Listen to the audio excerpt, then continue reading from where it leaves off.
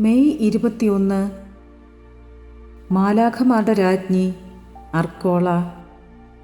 1556 ഇറ്റലിയിലെ അർക്കോള എന്നിടത്തെ ദൈവാലയത്തിൽ പെന്തക്കോസ്താ ദിനത്തിലെ വിശുദ്ധ കുർബാനയിൽ പങ്കെടുത്ത ഫിയാംബേർട്ടിയുടെ മക്കൾ അടുത്തുള്ള വനത്തിൽ കളിക്കാൻ പോയി.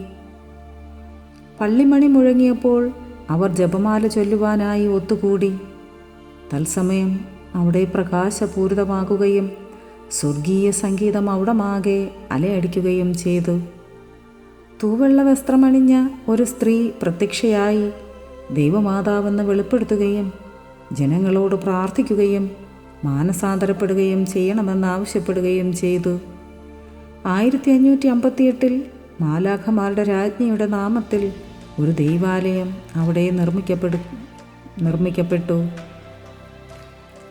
പരിശുദ്ധ അമ്മേ ദൈവമാതാവേ, ദൈവവിശ്വാസത്തിൽ നിന്ന് പുതിയ തലമുറയിൽ അകന്നു പോയിക്കൊണ്ടിരിക്കുകയാണ്.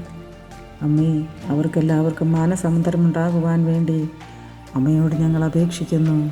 Ave Maria.